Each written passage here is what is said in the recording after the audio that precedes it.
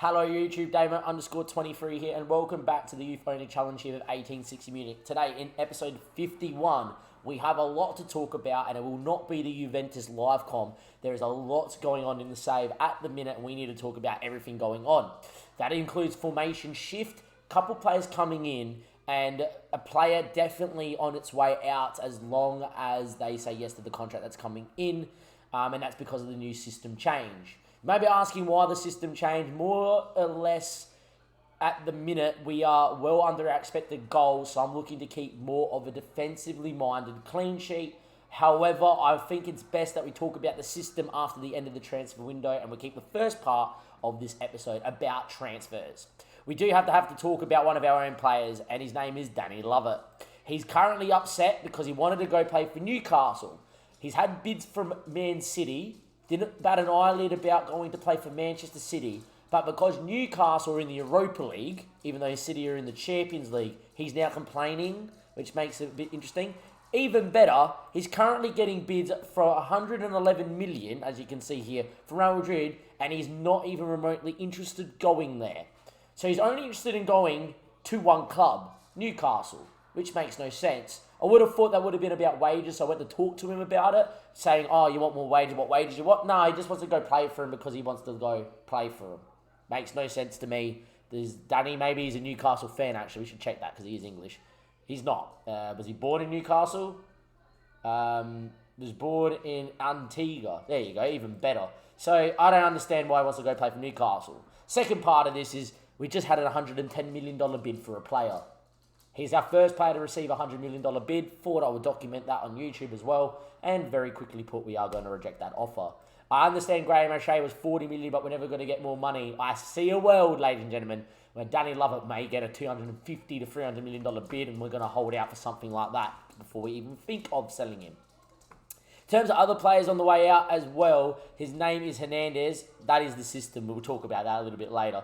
But Christopher Hernandez has been asking to leave. His form has been diabolical. 6.69 this season. Finished off the season as a 6.3 last season. Has never recovered. Had a very bad World Cup. We ran into 6.6 in the World Cup for Mexico. As much as a wonder kid he is, I don't think he's ever going to get better than that at 20. He's only scored 4 goals in 28 games for Mexico as well as a winger. I'm going to sell him. We have got a 23.5 million bid from Hertha Berlin for him, and he will be also out the door. So the second bit of this episode is going to be about players that we brought in. There's one already in. Can't wait to tell you about who he is, so there's a little bit of anticipation. First things first. And then secondly, we're going to have a big old chat about the system, but I want to get a few more league games under its belt because we did do some testing with it in the middle season break, which we'll recap as well. But I want to get a few more games under its belt. We've been tweaking it a little bit here and there, but I feel like now going live in this episode, I've got the right understanding of the tactics, the role, the instructions, and of course what the system goes out to do in terms of directness of pass, etc. We'll talk about that one in a second, YouTube. But episode 51 is not the Juventus live com. It's a bit of a tactic transfer special, where we're going to talk about a 5 at the back system and Danny Lovett having bids of more than 110 million. Welcome back, YouTube.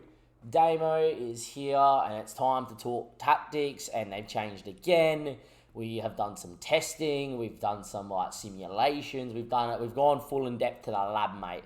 I think the data hub is like something. We went into our own lab, and the lab of testing is where we have been. We have tried and tested some weird, wacky formations in terms of a 5-back. But we have settled upon this. That's not even your starting 11 properly, because I just played a rotated side in that team in the cup. But we have settled upon that as a system, and there's a reason as to why we have. So we're playing positive with the ball. We're trying to play with the ball a little bit more. We're playing out from the fence. We're overlapping left and right. We're looking to work it into the box. We could be a bit more expressive and lower crosses into the area because they're a bit more overpowered than not. Getting our keeper to slow it down and to take his time. We normally do roll it out and leave it to distribute whoever. It just seems to go way too long. In this system here, you've got 5 at the back. You outnumber most teams when you're playing out from the back. So there's always a free man on. So that looking for the keepers really to be encouraged to play. We do regroup and hold shape. You might be thinking, Damien, why? That's a bit different than what normally is. Yes, very true. The main reason why I am doing it is you regroup and hold shape is look at the goals we have conceded this season. If you go to the league tables, you go to stats, you go to team detailed, right? And you go down to the defending and allowed Bayern Munich 15. Yeah, we've only allowed 26, but our expected goal ratio of that as well has been 24, so we've allowed over our XG. Now, for me, considering that we have also only scored, when I say only, we have scored 41 goals this season. Our XG, though, is exactly 41, basically rounding up. We're not doing what most teams are doing. Look at Bayern, they're already 10 goals over their XG. You're looking at Hertha Berlin, I believe they're about 10 goals over their XG, close enough to it.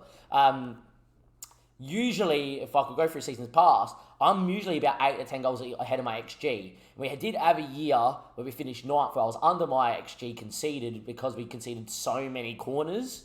So, for me, the alarm bells were already ringing. The conceding of goals, especially here if you're looking at 4-3-3s and 4-4-2s, whatever you want to see. It's just, we're conceding goals, there was a couple 0-0s, but yet again conceded a few goals through here, a couple of losses.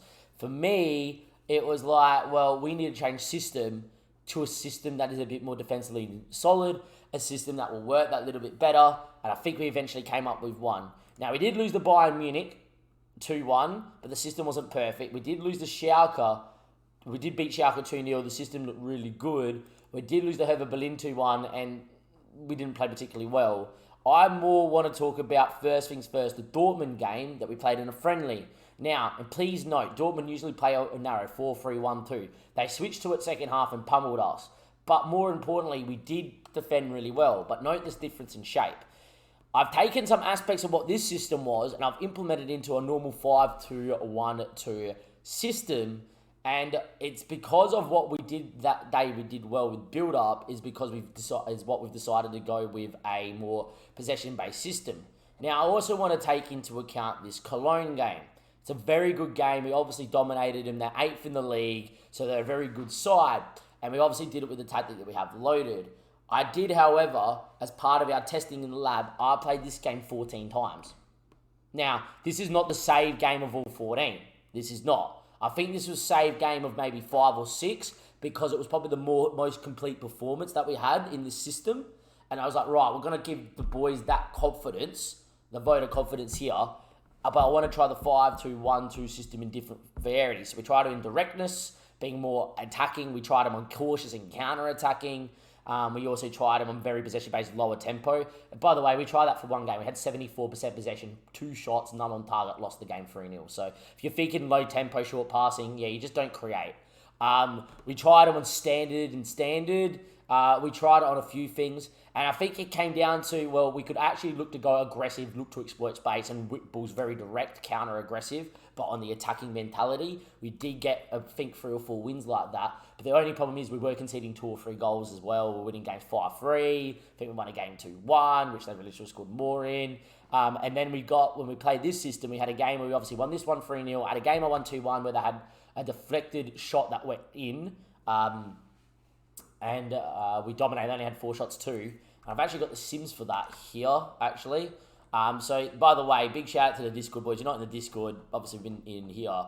But we have been testing this tactic, and we will get onto the teams that we tested with in this tactic and what's been going on. But yeah, as you can see, testing through me, which has been not too bad. If I go to AJ, who I bounce all my ideas off because me and AJ have worked together so much with tactics over the past, that, there we are, here we are as the 3-0 win, but we're very open in one of the systems. I even said that we're open defensively and we could have drawn here. That was another one of the wins. And then here you look at that, and that was one of the first games we went to this possession-based shorter passing, a bit higher tempo. Created a ton, deflected shot, but defended really well.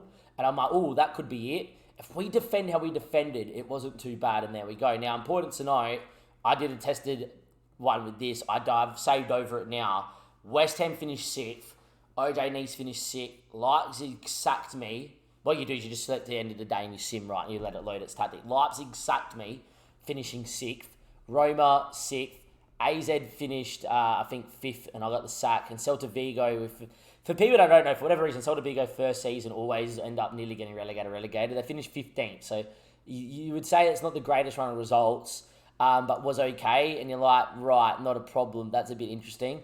The big one here, though, is we did a second test, and this is going to shock you.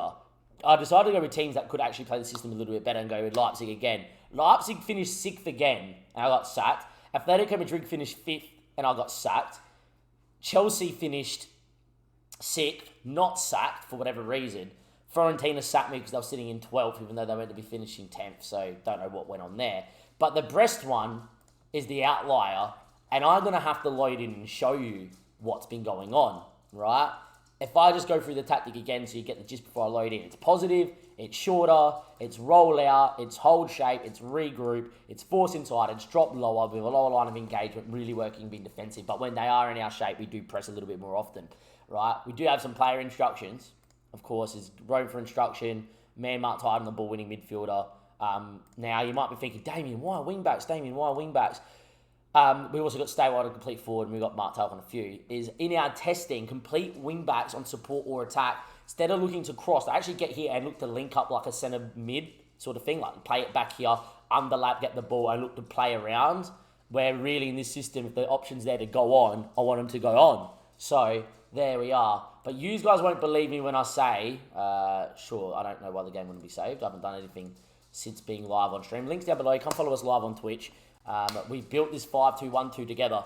There was the stream on the 12th of the 1st. What we did is we literally spent 2.5 hours building this 5 at the back system and tweaking it. And then we got off stream, and we didn't just get off stream. We were in the Discord talking about it for another hour. And, you know, JS did while this loads up, did a fantastic test with Atlanta in the Discord here, wherever the Atlanta one is from JS here. And they finished 2nd with 84 points. Was top for a long while till the final 6 games. Most goals scored, fourth most goals scored, first less conceded, third with average possession of 56, 2.1 goals a game. I think it suits some teams and it doesn't, right? Yeah, hello to everybody in the Discord. We're talking about football. If I go to Brest, I have to show you it, because you guys will not believe me if I show you. Brest, who were predicted to finish 17th, and I decided to put a team in that were like, not whatever. At the start of the save, when you load up, predicted to finish 17th. So I don't know why they predicted to finish 9th now, because they probably finished 3rd. Finished 3rd. 3rd. Like, that's not a joke. If you go up and load FM from minute 1, they predicted to finish 17th. 3rd. 72 points. Thank you, phone, for letting me know. 22 wins, 6 draws, 10 losses. And the losses are against PSG, you know, and then there's a lot of like 1-goal losses. It looks like all the games they basically conceded in. They did draw a few. They did beat PSG as well throughout the league. If you look at the team detailed, and what I like about this is that for a side that wasn't meant to be particularly great, they completed a lot of crosses. Their goals per game was, 1.7, and goals for PSG, it was amazing. 51, they scored 67. I'm like, right, what has gone on there? And they've actually finished. Expected goals against 53.74, allowed 44. And this is a Brest side that's nowhere near as good as ours, but they're a Brest side that does fit this system. So for me, in my mind, if that's how it's going here, it's going to work for us. It's some astonishing numbers. To make it even better, by the way, if you look at the Brest team here as well, they did actually make the final as well. They beat Lille in a penalty shootout in the French Cup. They beat Angers in a penalty shootout. They beat Reims in a penalty shootout. So 3 penalty shootouts. They beat Clermont in the penalty shootout. Right, I had to show you this technique test. That's 1, 2, 3, 4 penalty shootouts and then get beat 4-0 against PSG in the final because Messi went ballistic. But I reckon against PSG, first half of the year, they actually did a job and beat them 2-1. Can't see it because it's too far back because of the sim. For me, if that's how it's going to go here with this tactic, then I think it's pretty incredible that we could get this system to be that good. Now, the last thing I want to speak about when I load back into this 1860 Munich side is we don't necessarily have the team to do it. Artis and Burden have been on international duty. Australia in the Asian Cup final, great. So I've been playing the boys with a rotated side. Re-rotated. Well, I've been playing the boys without 100% of a side. We rotated here and the rotating side did not like this system. We can't even rotate fully because we don't have the centre backs. Zeddy doesn't know how to play right wing back. Kisma's not a natural centre mid, right? Centre attacking mid. Crook and Hart did their best. Schumacher and Brito. For me, this game just showed that if you don't have the players, the system doesn't work. I reckon we've got 11 players that can fit the system. Guys off the bench that can make an impact in this system. Brito off the bench, Schumacher on the bench. I actually think Crook and Hart can do a very good job where they are. We've got Serraros off the bench that can do a job. Burden will be off the bench if you need a centre back as well. And we do have Omaholt. We do have Sully as well that can come in and play left backs. So for me, we got guys that will fit the first 11, but we don't have guys that will fit the backup. So I think for this season, what we'll do is when the first string team plays, we'll play the system. And until we can build a squad in this system, we'll play the 4-4-2. And the main reason is that if we don't like the system come end of the year, we didn't lose playing 4-3 or 4-4-2 because we still had the squad. It's not like we cut away people. There is a transfer in. We did make some big transfers out, but not many. We rejected so much. Burden wanted by the whole world. I don't get that. But in terms of transfers out, Carlos Hernandez, just no real form. 23.5 mil. He's already gone and played at a 6.6 for Herbert Berlin. Averaging a 6.3 for Mexico in the World Cup. 6.6 this season for me. Averaging 6.2 in the last month and a half last season. Never been the same since missing a penalty against Arsenal. We sold him for good profit. But that funded this boy. William Morales is back, ladies and gentlemen. Just like Burden, we brought back another centre-back. And the main reason is that he understands this role very, very, very well.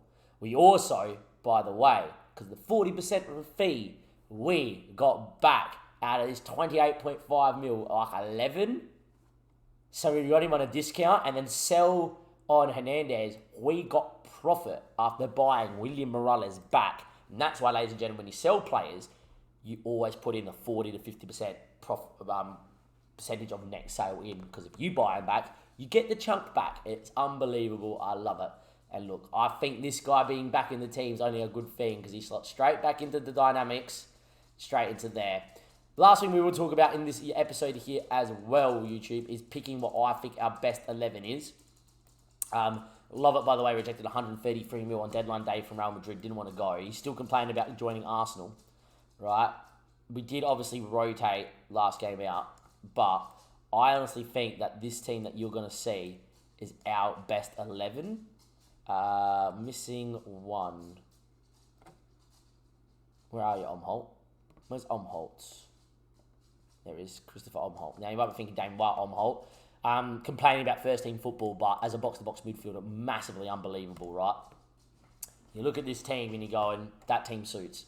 Keeper capable with his feet, so is Artes. Morales, Rosero, and Alcides, three best centre-backs. You will also have Burden on the bench for cover. Lovett and Sully. Omholt, once Omholt's happy with his game time, goes back to being the backup left wing-back, right? And then you probably bring Christopher Schumacher in to start because of how good he is as a box-to-box midfielder, just casually as well. So you've got guys that fit, and you've got guys on the bench that fit, which is fantastic. You don't play Kisma in there. You're playing Dino, whoever Dino is. Dino, there we go. Dino, by the way, loves this role. You got to remember, Dino playing as an attacking mid on attack means he gets in the box. He's 6'1", and he's got 11 headering. On top of that, with his flair and his ability to score. Like, the guy is literally next level. Scored 9 goals this season. And then you're playing Margates and EH. And you look at that team and you go, Dino in his favourite role. Rudy's in his favourite role. Lovett's in his favourite role. Alcides, Rosero, Morales are your three best centre-backs of the club. You've got your number one goalkeeper in and when it comes back, but Jose's been very good, the wonder kid. Sully, obviously, is probably the better of the two wing-backs, but I do think Omholt has the potential to play there as well. You're going to get an extra midfielder in, so Christopher Schumacher finally gets some proper minutes, right, as a wonder kid. And you just look at that team and you go, that's extremely well balanced.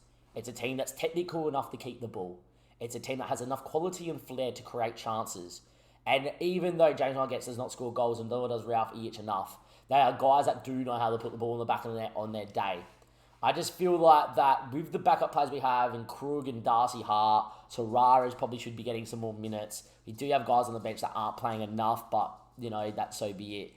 There's a team in there that is good enough to play this system.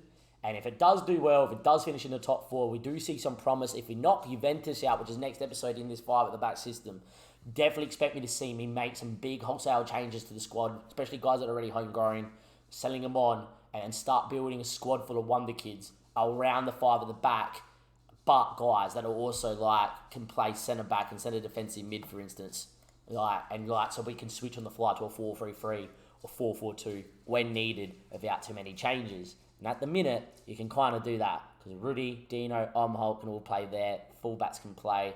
If you need to, Morales can play left back, and you got each that can play centre mid, left and right as well. Margets can play left or right. So you've got options. It's flexible. It's possession based. It's something different. I've never used 5 at the back. The stream helped me build it. The Discord helped me build it. It's a community system. Maybe it's a system that will see us beat Juventus next up, make us more defensively solid. And maybe not this season, maybe not the season after, but maybe in 3, 4, 5 seasons. This is a system we build around. And comes a day where we do a little old Brest and we just go a couple steps bigger and we win the Cup, the League, and the Champions League. From Damon and everybody else here, I'll see you next time. Let me know what you think of the 5-2-1-2. Give it a like, subscribe to the YouTube, and as always, links down below to follow me live on Twitch. Next episode, it's the old lady in the Champions League.